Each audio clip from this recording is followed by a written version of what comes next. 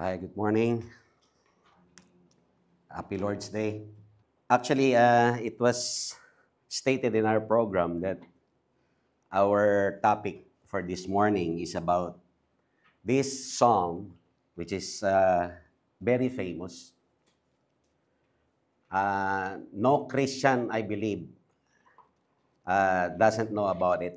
And this is popular, especially when there is a funeral, di ba? Kapag ka, lalo na sa Amerika, no, bukod sa nire-recite yan, ay yan mismo yung palaging parang consoling message to the bereaved families. Because this song indeed is a very comforting song. Dahil we can all identify with the psalmist in many sense regarding his experience. And we know that Psalms 23 starts by calling the Lord as shepherd. Di ba? Yan ang sabi dyan. The Lord is my shepherd. So I am inviting you to Psalm 23, okay? So before I continue, siguro maikli lang naman ito ay basahin natin ito. No? Let us own this for ourselves. If you want to read along with me, that's fine.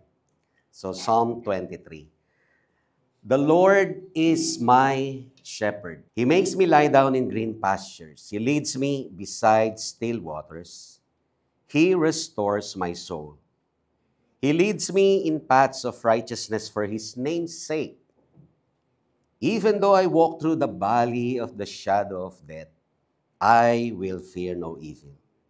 For you are with me, your rod and your staff, they comfort me. You prepare a table before me in the presence of my enemies.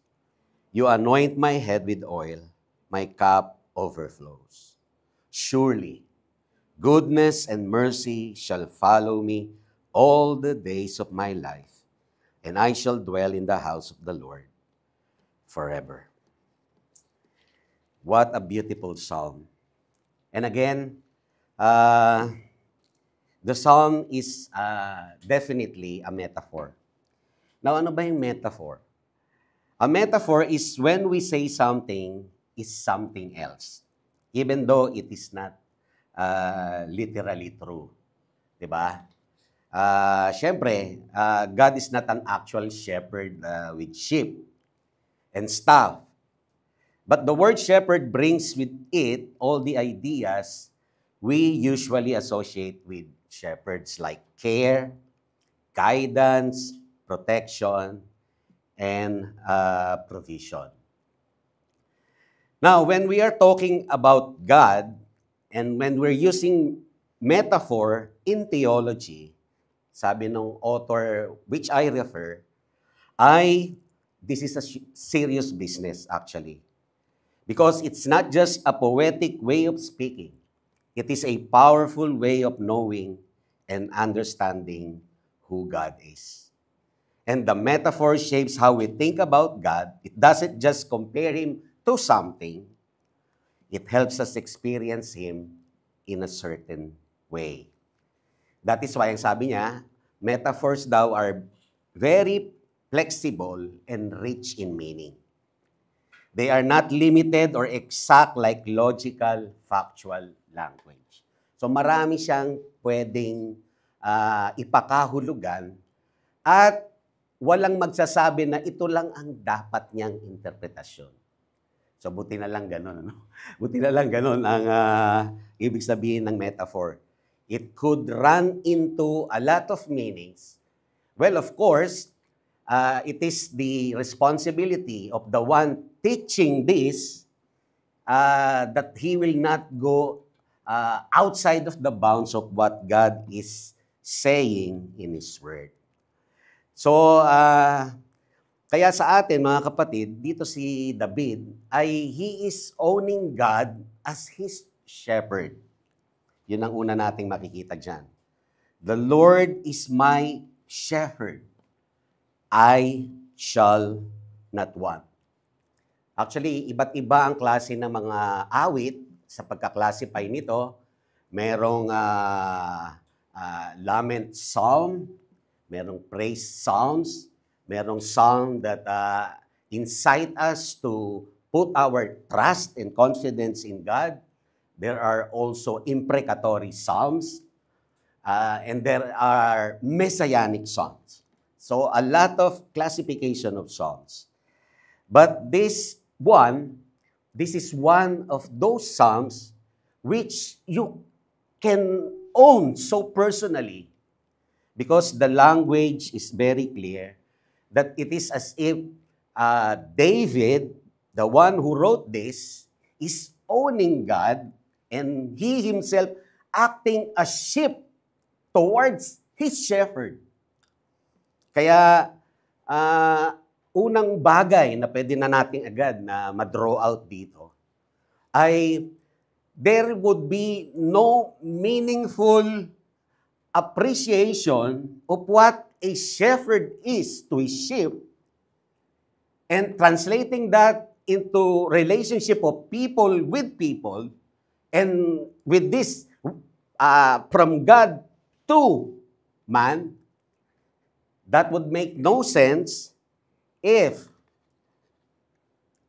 there is no relation that is binding the two. Kaya dito, mga kapatid, dito sa ating kalagitnaan ngayon, I'm sure na meron pa sa atin na he cannot own. So dito sa atin, ang isang bagay na kailangan masiguro natin para we can identify with the psalmist is that we have a personal relationship with that shepherd, with the Lord. Now, one thing also that we should keep in mind before we proceed is that the Lord is equivalent to Yahweh. Now, sino ba si Yahweh? Yahweh is the covenant name of God. Kaya kapag yung Yahweh sa Old Testament, when the Jews transferred it later in the New Testament to the Lord Jesus Christ, siya yung Yahweh. Kaya nga sa atin, mga kapatid, dapat na iniisip natin, mahalaga sa ating consideration na kung sino yung ating pinagtitiwalaan, kung sino yung ating pinaglalagakan ng ating confidence. Wala nang iba kung hindi ang Diyos na si Yahweh. Hindi lamang siya Diyos na lumikha o manlilikha. Hindi lamang siya Diyos na hari ng buong sansinukob. Siya ay Diyos, Panginoon, Yahweh ko. He is my Lord, my shepherd. Kaya, this early, ay nais kong hamunin yung mga wala pang kaugnayan sa Diyos na ito, sa pamamagitan ni Jesucristo, na kung wala ka pang kaugnayan sa Kanya, walang dapat kang aksayahing panahon na namumuhay ka sa iyong sarili na walang pagkilala at walang relasyong malapit sa Diyos na iyong manlilikha. So again, mga kapatid, how are you going to proceed with this? Now, actually, yung unang verse is what captures the whole psalm actually. The Lord is my shepherd, I shall not want. In other translations, I shall not lack. So, sa atin, in proceeding with this, we need to be reminded that the psalm has only two parts, and that comes in the way of a positive statement and a negative statement. Ano yung positive statement? That the Lord is David's shepherd. And what is the negative? I shall not lack. Since the Lord is my shepherd, I shall not lack. So, siguro, ang pwede nating itanong,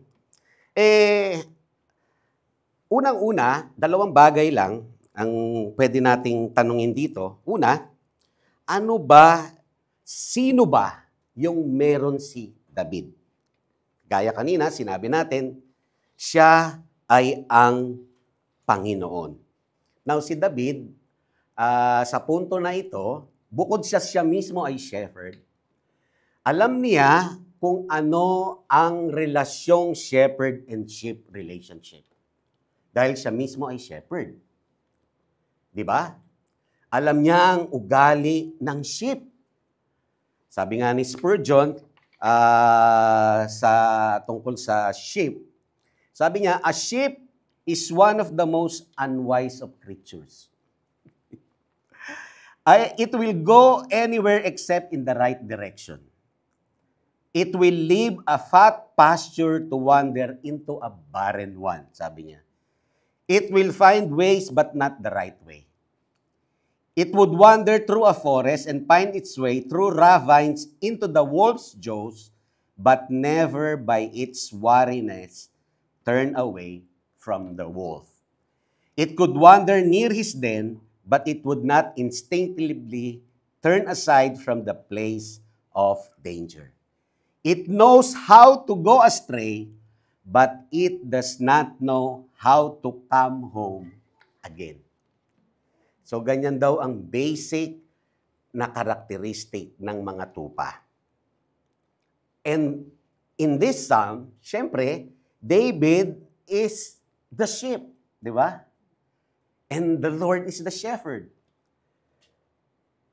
Kaya, tinuturing niya na sa karamihan ng kakapusan niya sa maraming bagay, mas lalong makahulugan sa kanya na meron siyang taga-akbay o merong pumapatnubay sa kanya. Sapagkat ang pangunahing trabaho ng mga pastol ay pangunahan, alagaan, protektahan, at ituwid sa tamang daan yung kanyang mga tupa. At yun mismo ang relasyon ng Diyos sa atin na mga makasalanan. Tayo ay napakadali na malaglag from one situation to another. We can be happy now, but later, just a few hours, our temperament would change. At lalo na si David, siguro kung iniisip niya, lalo na pagka bumabalik sa isipan niya, yung nangyari halimbawa sa kanila ni Bathsheba. He is considered a man after God's own heart, and yet he knows in himself that he lacks a lot of things, that if God would not supervise his life, if he would not guide him, he would just be one of those wandering, foolish sheep. Kaya nga,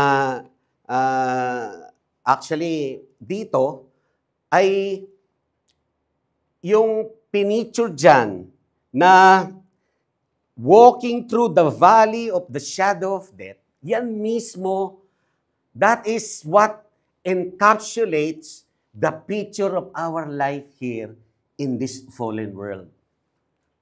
We are all in the brink of utter misery. We can easily slide down to the most terrible sin if not for God. That is what is being established here at the outset. Kaya nga mga kapatid, dito I would extract this message that the believers trust in God, their shepherd, is formed and grown by the enduring witness of God's redemptive acts throughout salvation history. Now, what is it that most saddened Christians? Ano ang nagpapalungkot sa mga tunay na Kristiyano? Mga tunay na tupa ni Jesucristo. Ano ang, pag nawalan kang pera, nakakalungkot din yun, siyempre. Pagka nagkagalit kayo ng iyong mahal sa buhay, hindi din yun maganda. Pero di ba ang pangunahing ikinalulungkot ng mga totoong anak ng Diyos ay kapag ka nalalaglag siya again and again sa kalokohan, sa pagkakasala, yan ang mas nagpapalumo sa ating kaluluwa. Now, kung hindi mo yan nararanasan, maaring dalawang bagay lang yon. Maaring you are denying the fact or you are not a true Christian. If you don't have that sentiment that whenever you fall into the ditch, that is one of your miserable days in your life.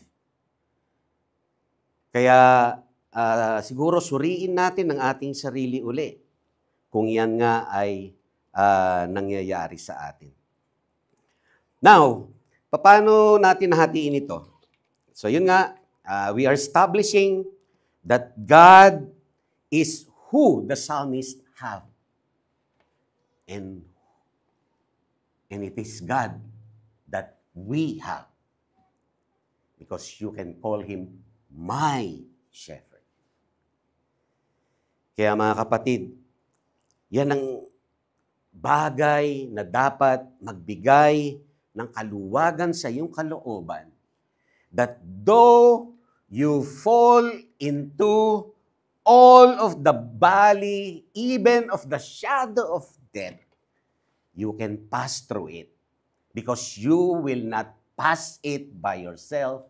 You have a shepherd. Now, alam nyo, yung metaphor na shepherd, hindi lamang sa Diyos, kahit dun sa mga hari ay ina-associate yun. So si David ay later naging hari. I don't know kung kailan ito sinulat, tong Psalms 23, kung hari na ba siya, pero malamang hari na siya. Kaya makikita natin na itong salmo na to, ang parang pinakamensahe sa atin ng Diyos dito, yung malasakit ng Diyos sa kanyang mga tao. That is why, di ba si Pedro yung nagsabi sa New Testament na He cares for you, di ba? The shepherd cares for us.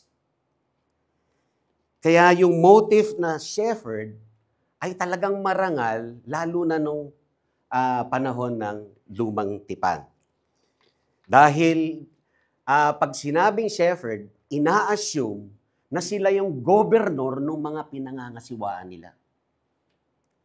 Sila yung nag-go-govern, nagtuturo, nag-aalaga, nagtataguyod sa kapakanan para sa kabutihan ng kanilang kalagayan.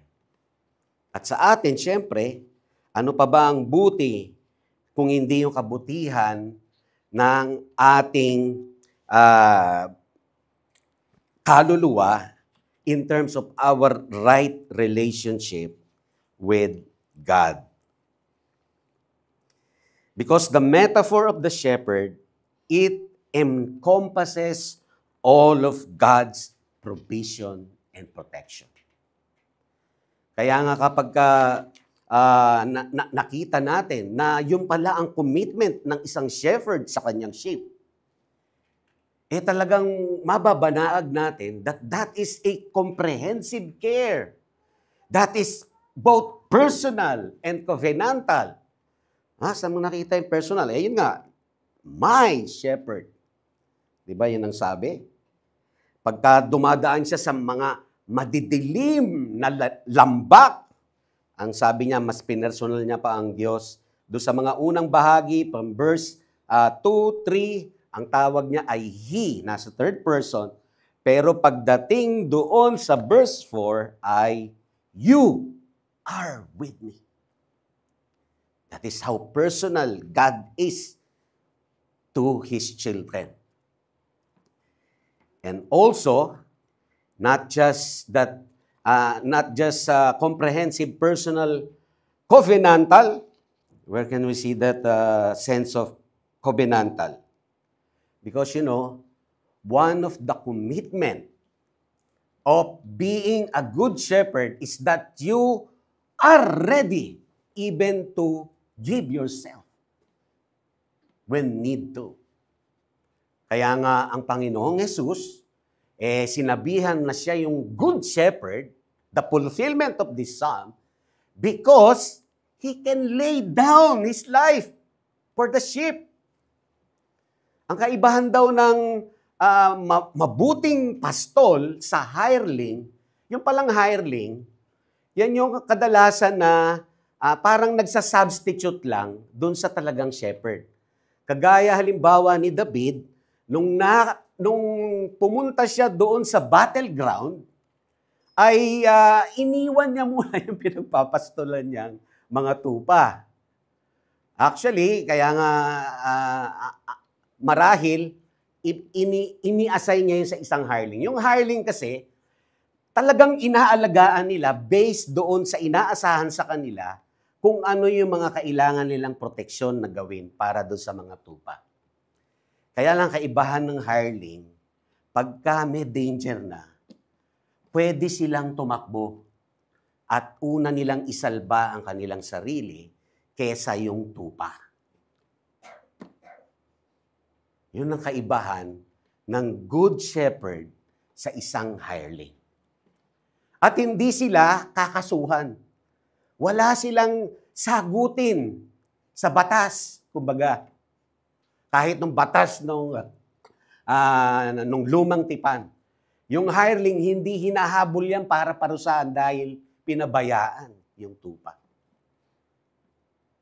Pero hindi ganyan ang Panginoon. Ang Panginoon ay He actually gave Himself, gave His life even para sa kanyang mga tupa. Kaya,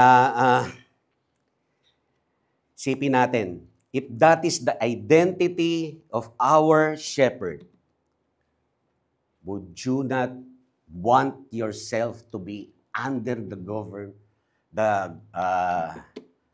government of this shepherd, of this God, of this Yahweh?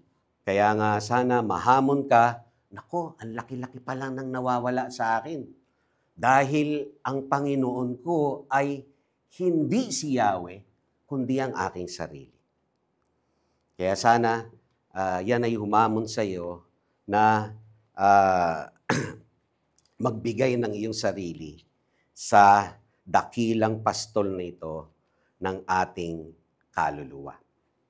Now, punta na agad tayo doon sa ikalawang bahagi. Yung unang bahagi ay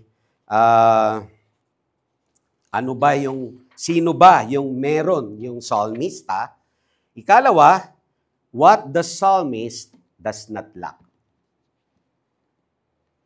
Sabi kasi dyan, I shall not want. I shall not lack. Okay? Now, this is not a subjective desire, but a definitive statement rooted in Israel's salvation history and God's ongoing faithfulness.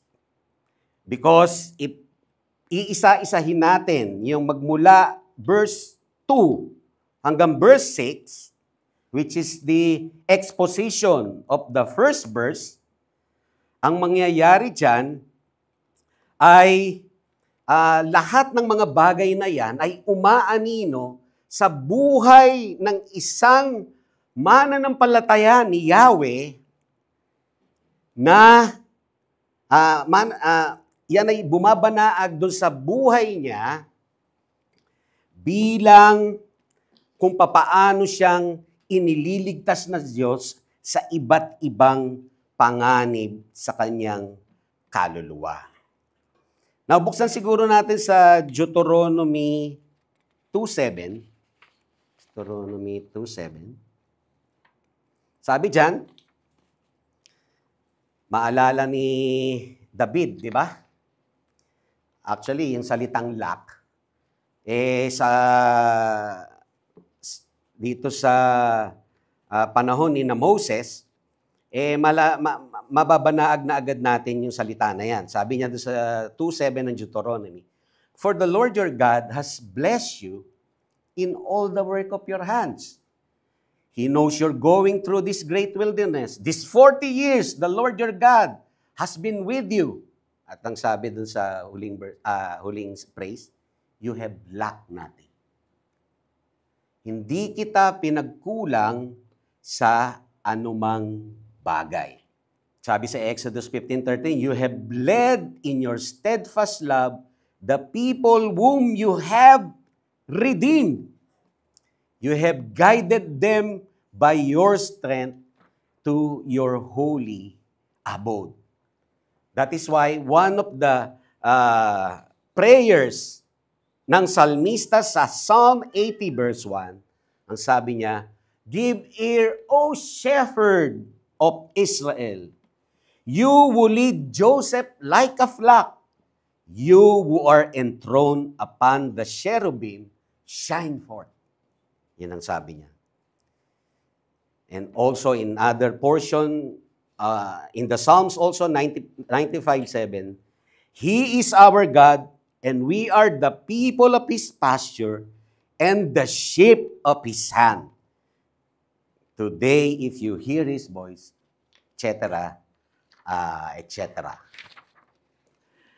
Now, paano natin papatunayan yung ating statement na this is rooted in Israel's salvation history, not in our own personal, not our own preferences. Now, pag binasa mo siya, "The Lord is my shepherd, I shall not lack." Pero wala na kaduktong, di ba? Now, ano ba yan? Pwede bang ikaw na mag-feel niyan? Masasabi ko na ang Diyos ay ang aking pastol kapag I am not lacking with this. I am not lacking a big house, a good car, a good relationship, a good career, a good boss in the office. Tsaka ako palang masasabi na siguro nga ang Diyos ay pastol ko kasi hindi nga ako pinagkukulang sa mga bagay na gusto ko. Hindi yun ang sinasabi dito, mga kapatid. Yung mga sumunod dyan, puro ang association yan ay tungkol sa kaligtasan. Papatunayan natin yan. Una, pwede mo siyang ikategorya ng 3. Mababanaag mo dyan yung mga prayers for help, number 1. Number 2, yung songs of thanksgiving, and yung recitation ng Israel's story of salvation, especially the Exodus event. Now, paano yun? Yung prayers for help, Psalm 30 verse 3, tignan niyo. Psalm 30 verse 3. That is a consoling passage for what this portion of proving na these blessings from verse 2 to 6 are part of the blessing of salvation of a believer. Sabi dyan, "I do not lack." It reminds us of how God provided for Israel in the wilderness. That is the allusion. Di ba? Ang tawag doon, allusion, no? That is part Now, sabi diyan, He restores my soul. Ano ba ang, what is it alluding to, do you think? It sounds like prayers when people ask for life and strength to be restored.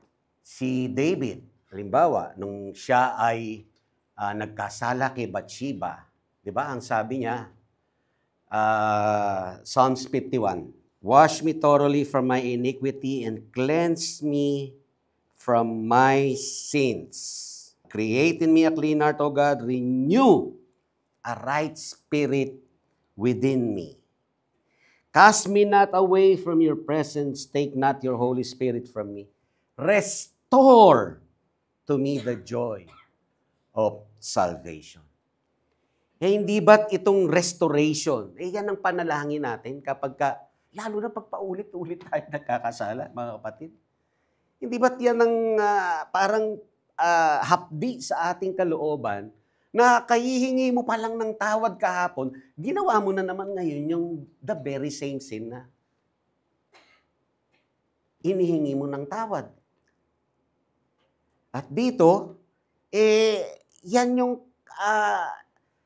panalangin na yan, yung blessing na yan, ay blessing na merong kaugnayan pa rin sa pinakamahalaga kay David, yung kalagayan ng kanyang kaluluwa.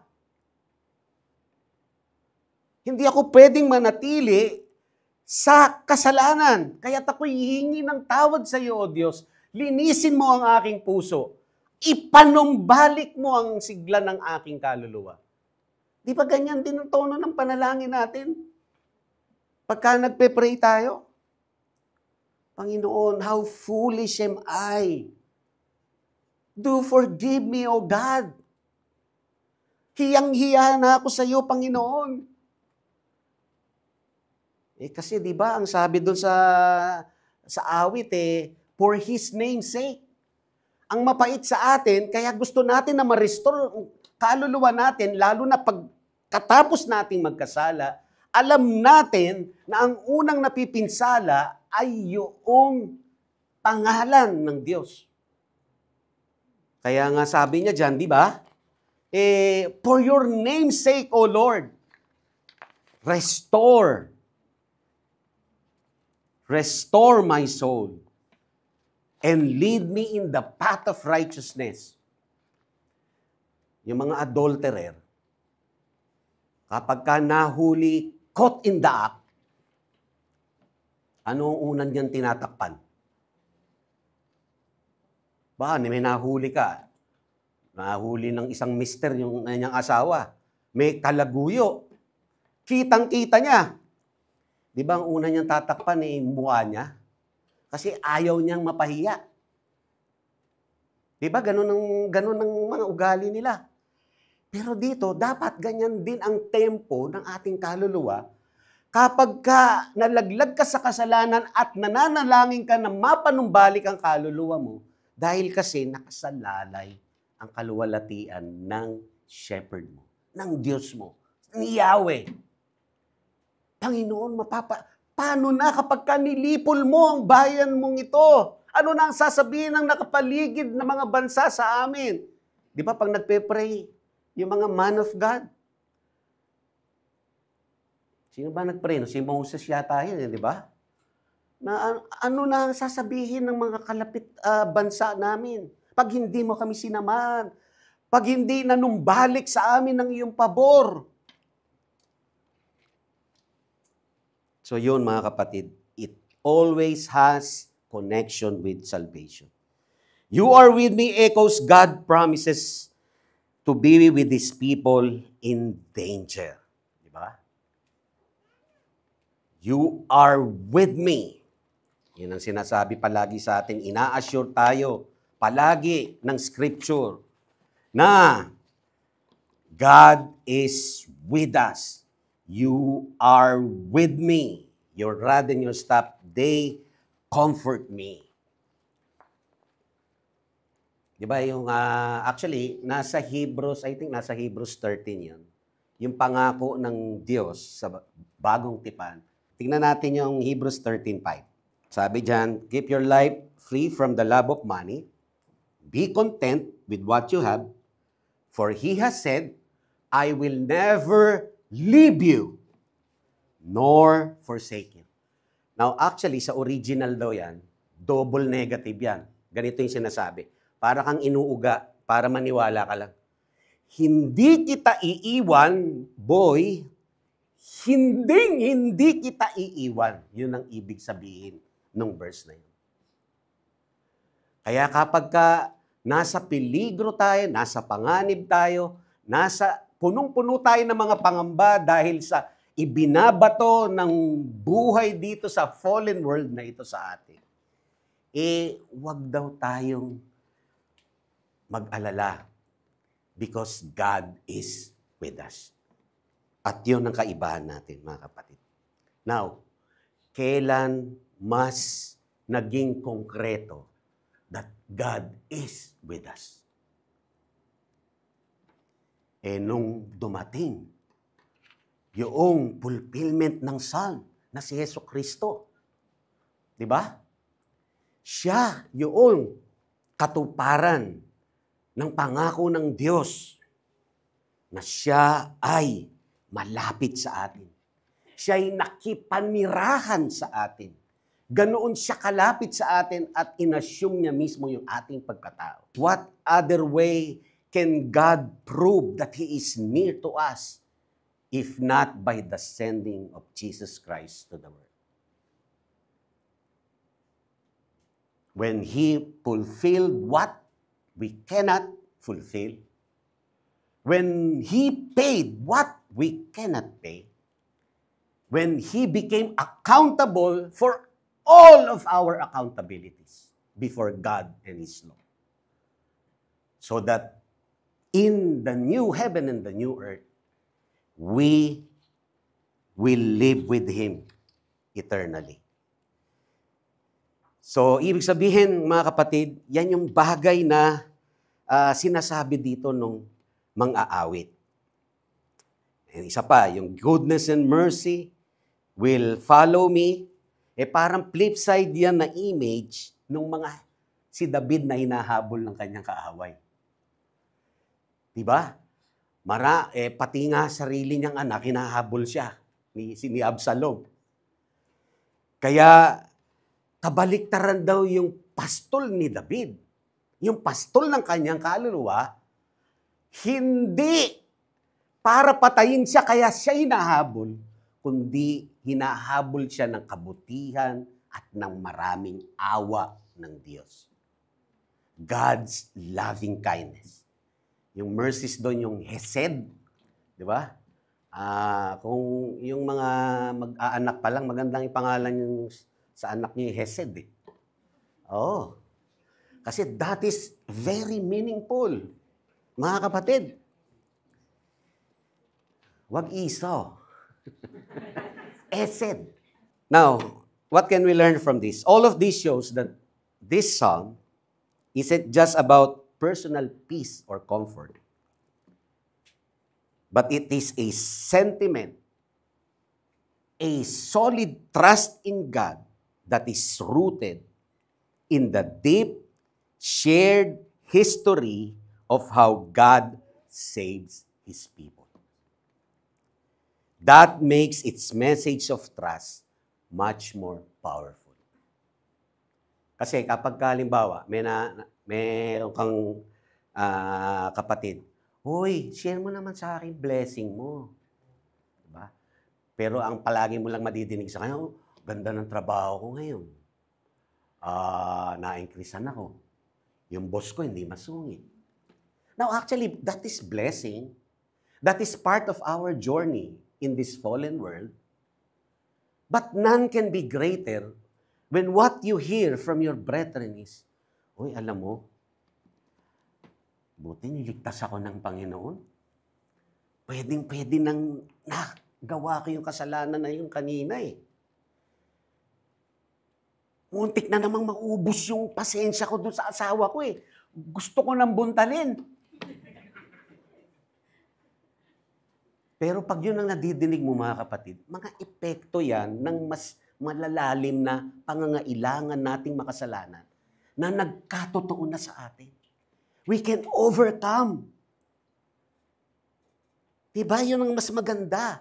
Now, hindi sinasabi na huwag tayo magkwentuhan ng mga peripheral issues. No, that's normal part of our life. But we are more blessed when we hear stories of our shared life in salvation history. Diba? Kung papaano pinapausad ng Diyos yung buhay natin sa daan ng katuwiran hanggang tayo'y makarating sa Celestial City. Merong isang pastor, kinumusta siya. Pastor, kumusta ka na? Ang sagot niya, kingdom living in this fallen world. Nakalimutan ko lang kung sino yung pastor na yun. Pero that captures, di ba? Pastor, kumusta ka na? Eto, kingdom living in a fallen world.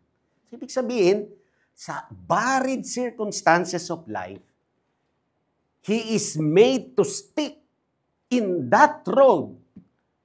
That road, yung where our shepherd lead us to righteous path. That is how God is real to us as the shepherd of our soul. Now, alam niyo, balik ulit tayo sa Panginoong Hesus. Kasi mainam na i-align natin yung fulfillment ng psalm na ito sa Kanya. Pero ito yung gusto kong sabihin sa atin, mga kapatid. Mas marami tayong dahilan na mga Kristiyano sa panahon natin ngayon na magpapatunay pa ng lubos, na magpapatibay pa ng ating tiwala sa Diyos. Dahil ang lahat ng pwede nating malaman na kaugnay sa kaligtasan ng ating kaluluwa ay tapos ng lahat. There is just one part of the history which is not yet happening, and that is the end time part. Pero ngayon pa lang, we are experiencing escalated blessings. Ibig sabihin ng escalated, in the words of G.K. Bill, yan yung patong-patong na kaluwalhatian. Patong-patong na pagpapala na inihatid ni Jesucristo sa atin. Kaya, sabi ng isang author, sabi ni Derek Kidner, depth and strength underlie the simplicity of this psalm. Its peace is not escape, sabi niya. Its contentment is not complacency. There is readiness to face deep darkness and imminent attack. And the climax reveals a love which homes towards no material goal, but to the Lord Himself.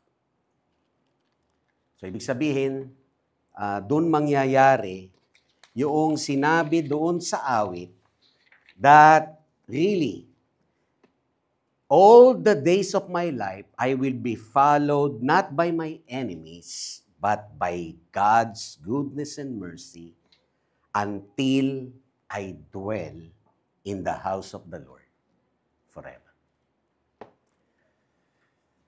Kaya kung hindi ka Kristiyano, parang you cannot glory in this truth. Kung wala kang kaugnayan sa Panginoong, sa Diyos, sa pamamagitan ni Jesucristo, paano magiging totoo ito sa'yo? At kahabag-habag ang kalagayan ng mga taong wala kay Jesucristo. Sapagkat alam nyo ba, kahit doon sa Judgment Day, nandun yung figura ng Diyos bilang shepherd. Sabi niya, ihiwalay ko yung kambing sa tupa. So even in Judgment Day, He is identifying Himself not just as the judge, but as the true shepherd. Because in that day of reckoning, that would be the final separation of all those that harms his sheep. Kaya, kailangan na manampalataya ka dito sa great shepherd nito, the good shepherd, the Lord Jesus Christ. Kaya tayo masaya dahil ang pinagpipiesta natin kada linggo ay yung ating ugnayan sa ating Diyos sa pamamagitan ni Jesucristo. And kada linggo, we are reminded concretely. Kasi yung naisip ko dito sa verse 6, you prepare a table before me in the presence of my enemies. Parang may allusion din yun sa Lord's Supper eh. Kasi yung ibang mga author, ang tingin nila dyan sa Psalms, dalawang figura daw. Yung isa daw, yung unang banda, shepherd, yung isa host. Pwede din. Kasi sabi nga natin, it could diverge into a lot of meanings. Pero, ito ang gusto kong makuha natin as our last point to meditate upon. Now, alam ninyo, kapag tayo ay hindi umuwi sa pamamagitan ni Jesucristo, tayo ang pinakamiserable na tao dito sa buong mundo. Kaya, inahamon ko kayo na suriin natin ang ating sarili, tayo namang mga Kristiyano, sana patibayin ng Diyos yung ating pagtitiwala sa Kanya dahil totoo na Siya ang ating mabuting pastol ng ating kaluluwa, na Siyang kasama natin sa lahat ng madilim o masaya, lahat ng karanasan natin habang tayo ay naglalakbay patungo sa ating uuwiang bahay. I will dwell, I will go to, I will return to my home, my real home. Kaya sana mga kapatid, yaan ang pangyarihan ng Diyos sa ating lahat. Let us pray. Panginoon,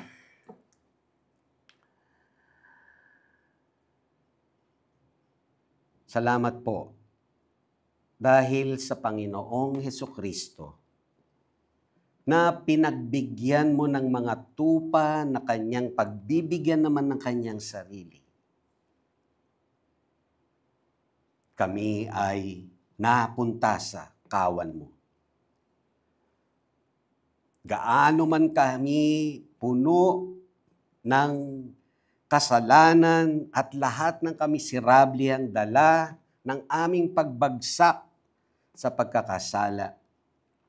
Hindi mo ito inalintana dahil nakuha mo na kami ay maging tupa mo, maging mga tao mo, dahil ang aming katuwiran, ang aming karapatan ay itinaguyod ng aming dakilang pastol, ang aming Panginoong Jesucristo. Sa Kanya ang lahat ng papuri.